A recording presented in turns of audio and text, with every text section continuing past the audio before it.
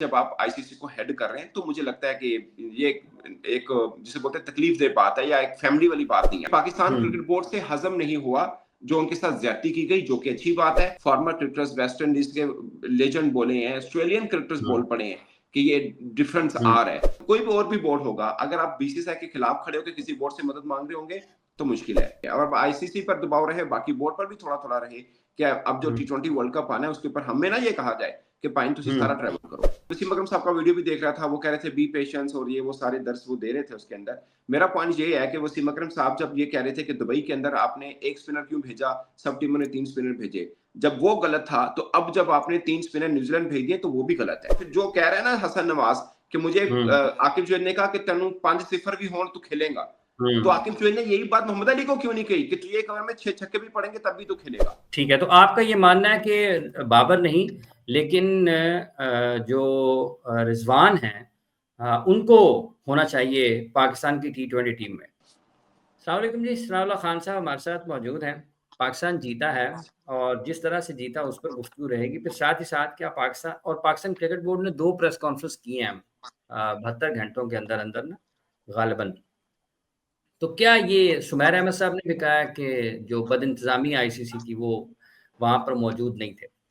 खान साहब बहुत शुक्रिया आपका। सुमैर साहब ने कहा कि ये आईसीसी की बदइंतज़ामी है और उन्होंने नाम नहीं लिया कि किसकी वजह से हो रहा है, लेकिन उनका ये यकीनी तौर पर इशारा भारत की तरफ है कि भारत की वजह से उनको वहाँ पर इख्तितामी तकरीब में मौजूद नहीं थे वो, या उनको बुलाया नहीं गया। आप और आईसीसी से जवाब माँगा जो कि तसल्ली बख्श नहीं था और मज़ीद उनसे कहा गया कि आप इस पर वज़ाहत दें। किस तरह से देखते हैं आप इस मामले को? देखिए हाफ़िज़ साहब, हम क्रिकेट बोर्ड पे बड़ी तनकीद करते हैं, मगर इस मामले के ऊपर मुझे ज़ाती तौर पे लगता है कि पाकिस्तान क्रिकेट बोर्ड के साथ थोड़ी ज़्यादती हुई है। और ख़ासकर सुमैर सैयद साहब जो कि डायरेक्टर हैं टूर्नामेंट के, वो आए हुए हैं, तो उनको स्टेज पे बुला लेने में कोई किस ईगो का इश्यू नहीं था, कोई प्रॉब्लम नहीं था, ना किसी की जीत, ना किसी की हार। अगर आपने इस लेवल के ऊपर आकर भी खेलना है, मतलब इस लेवल तक आ जाना है, तो फिर और ख़ासकर उस पॉइंट ऑफ व्यू के ऊपर जब आप आईसीसी को हेड कर रहे हैं, तो मुझे लगता है कि ये एक जिसे बोलते हैं तकलीफ-देह बात है या एक फैमिली वाली बात नहीं है। आईसीसी एक फैमिली है, चाहे उसका एक फर्द पाकिस्तान हो, एक फर्द चाहे उसका भारत हो। आईसीसी तो एक फैमिली की तरह पे है, तो उनको उस तरह से ट्रीट करना चाहिए। मुझे लगता है कि ये थोड़ा-सा ये फीकापन किया आईसीसी ने। इसमें कोई शक नहीं है कि चेयरमैन साहब खुद नहीं गए होंगे। मतलब बल उनकी मर्ज़ी है, वो नहीं गया तो नहीं गया, उन्होंने अपना एक बंदा भेज दिया, तो आप उनको स्टेज पे बुलाइए, आपने एंटरटेन कर बीसीसीआई लें। के जी, बिल्कुल, आपने बीसीसीआई के 2 बंदों को कर लिया है, 2 बंदों को, जबकि आपके ऊपर इल्ज़ाम भी आता तुसी खुद भी बीसीसीआई हो एक तरह दे। ਤੁਹਾਡੇ ਤੇ ਇਲਜ਼ਾਮ ਵੀ ਇਹ ਆਂਦਾ ਕਿ ਤੁਸੀਂ ਉਧਰ ਦਾ ਪਲੜਾ ज़्यादा भारी रखते हो और फिर आपने एक बंदा जो होस्ट है, आप किसी ना जो क्रिकेट को नहीं जानता, आप किसी ऐसे किसी बंदे को बताएँ, उन्हें बोलें कि एक देश जो होस्ट है, उनको नहीं बुलाएगा। वो कहेंगे यार होस्ट को बुलवाने की क्या ज़रूरत है, वो तो खुद आएँ। ऐसे लोग कहेंगे ना कि वो तो होस्ट है, बट पॉइंट इज़ कि वेन्यू डिफरेंट था। अब लाहौर का होता तो जय शाह साहब ना आते, जो मुझे लगता है कि अगर लाहौर में होता तो जय शाह साहब आईसीसी का किसी अपने नुमाइंदे को भेजते, वो खुद ना आते। तो क्या फिर वो नुमाइंदे को हम पाकिस्तान क्रिकेट बोर्ड एंटरटेन ना करता? तो मतलब अच्छा नहीं लगा, गैर मुनासिब चीज़ थी ये।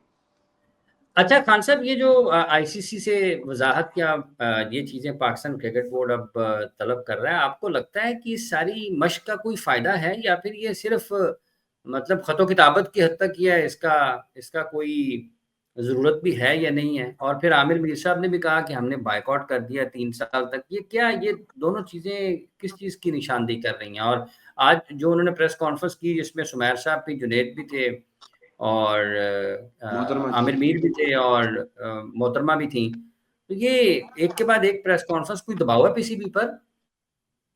नहीं, मुझे लगता है कि पीसीबी पर देखिए पीसीबी पर दबाव उस तरह से नहीं है मगर कन्फ्रंट कर रहा है एक क्रिकेट बोर्ड और वो बोर्ड जिसने होस्ट किया है आईसीसी के इवेंट को और उस आईसीसी के जिसके सरबराह जय शाह साहब हैं और वो जय शाह साहब जो भारत के हैं। ये सब कड़ियाँ मिलाएँगे तो आपको समझ में आ जाएगा कि पाकिस्तान क्रिकेट बोर्ड से हज़म नहीं हुआ जो उनके साथ ज़्यादती की गई, जो कि अच्छी बात है। मगर मुझे क्रिकेट बोर्ड से हमेशा एक शिकायत रहती है और अब भी रहेगी। ये कन्फ्रंट कर रहे हैं तो गल नूं तोड़ पहुँचाइयो। फीके पे ना ठीक है। छोड़ दिएगा, फीके पे ना छोड़िएगा। हमेशा ऐसा होता है आप कन्फ्रंट करते हैं मगर फिर आप कम पे खुश होते हैं। वो ना करें, कन्फ्रंट कर रहे हैं अच्छी बात है, हम हमेशा इनके साथ खड़े भी होते हैं जब ये कन्फ्रंट करते हैं, अब राइट पे होते हैं, हम जर्नलिस्ट हैं।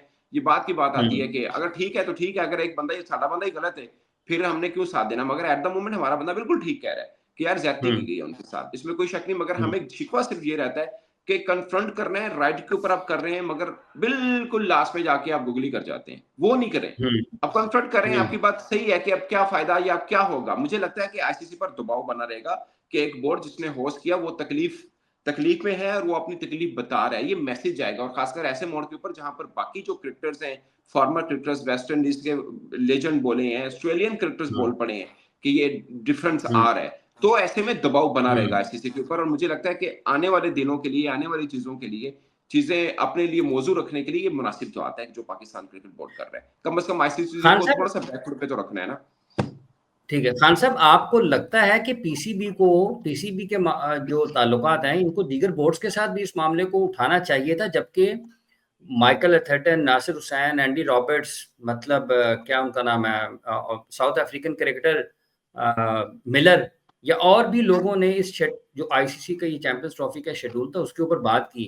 तो प्रेस कॉन्फ्रेंस अपनी जगह पर है, लेकिन जो स्टेक होल्डर्स हैं उनको ऑन बोर्ड रखना आप समझते हैं ज्यादा अहम है, और उस सतह पर बात होनी चाहिए जहां पर ये ज्यादा इसका असर भी हो।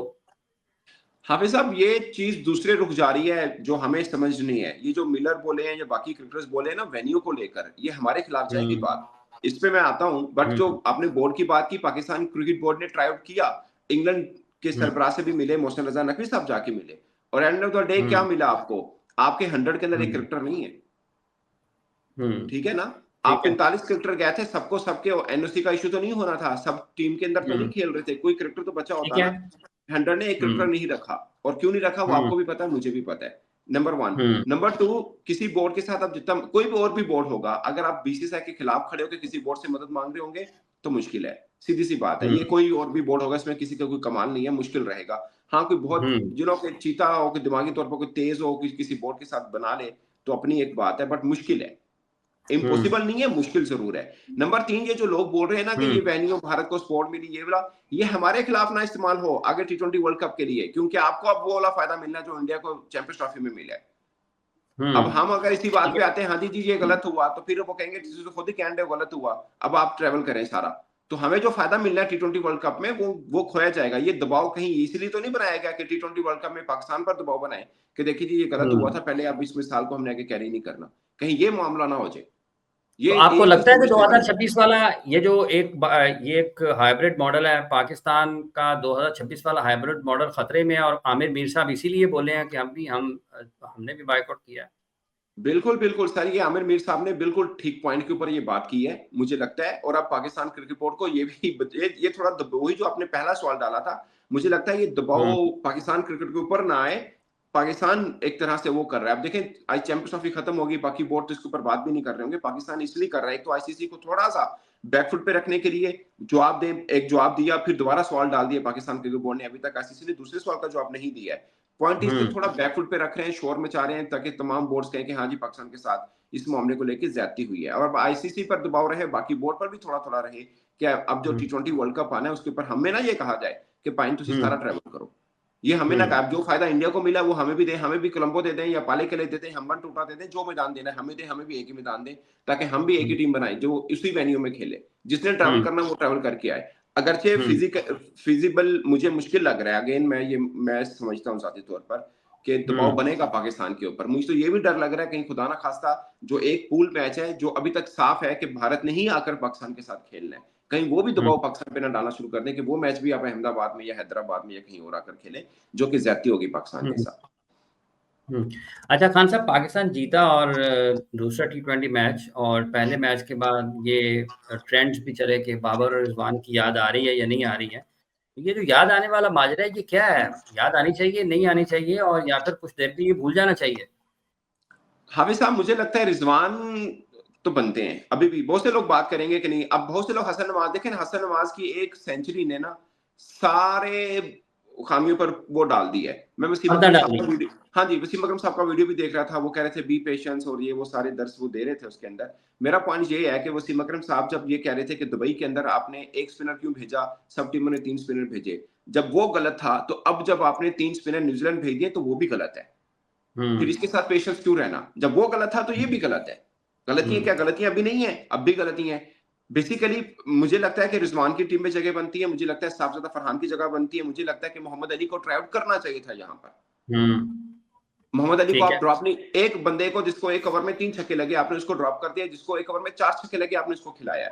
तो ये जो कॉन्फिडेंस जो कह रहा है ना हसन नवाज कि मुझे आकिब जुएल ने कहा कि तेनू 5-0 भी हों तो खेलेगा, तो आकिब जुएल ने यही बात मोहम्मद अली को क्यों नहीं कही कि तुझे एक ओवर में 6 छक्के भी पड़ेंगे तब भी तो खेलेगा, क्यों नहीं की?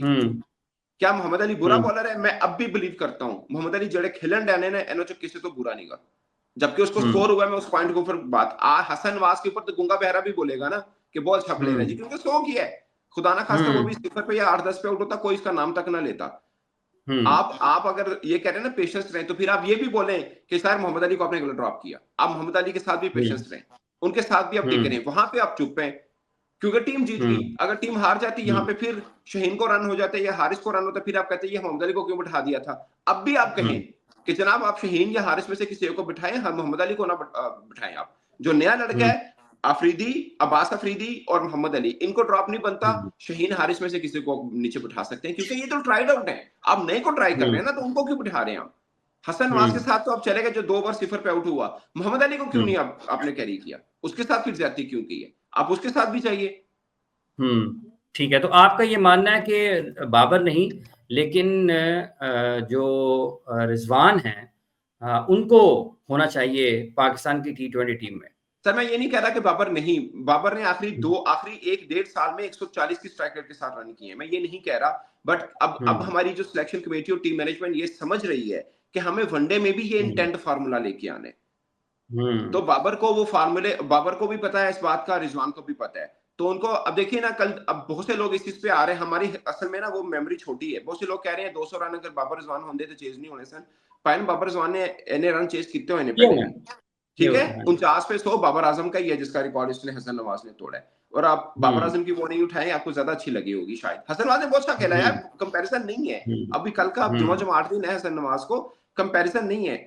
बट मुझे लगता है कि आप ये नहीं कह सकते कि बाबर रिजवान की जगह नहीं बनती है, उन्होंने इतना लंबा परफॉर्म किया हुआ है। अभी हमें क्या होता है ना, हम 2-4 छक्के देख के किसी भी प्लेयर को कह देते हैं ये बड़ा है दूजा, वो नहीं है। बट मुझे लगता है कि बाबर रिजवान में से एक प्लेइंग 11 में तो बनते हैं, बट T20 स्क्वाड में तो खैर दोनों ही बनते हैं। हाँ ये अब सर सलमान आगा के ऊपर बात हो रही थी उस दिन, याद होगा आपको, हमने आपके प्रोग्राम में हम इकट्ठे बैठे थे जब सलमान आगा ने ये इनिंग नहीं खेली थी, जब उनका स्ट्राइक रेट 88 का था T20 के अंदर। सब बोल रहे थे कि सलमान आगा को क्यों लिया। हम उस दिन भी बात कर रहे थे कि उस बंदे का डोमेस्टिक का रिकॉर्ड अच्छा है, उसने 10 स्कोर किए फर्स्ट क्लास के अंदर, और जिस बंदे ने फर्स्ट क्लास के अंदर रन किया, आप उनको जहां मर्जी डाल दें वो बंदा रन करेगा, उसको खेलना आता है। तो वो सलमान आगा ने बताया। अब सब कह रहे हैं कि जितनी अच्छी क्रिकेट की समझ बूझ सलमान आगा को किसी की नहीं है, कल वो 2 इनिंग नहीं चलेगा फिर कहने के फारिग प्लेयर है। तो हमारे यहाँ तो हवा के साथ पंख उड़ाते हैं। ठीक है, बहुत बहुत शुक्रिया आपका खान साहब, आपने अपना वक्त दिया। सोच में इस्तेहकाम की ज़रूरत है, अपना ख्याल रखें और आपसे आइंदा भी बात होगी। जितने भी लोग हमें देख रहे हैं आप सब लोगों का बहुत बहुत शुक्रिया। चैनल सब्सक्राइब कीजिए, वीडियो को लाइक कीजिएगा। दोबारा आपसे मिलते हैं, अपना ख्याल रखिएगा। अल्लाह हाफिज़।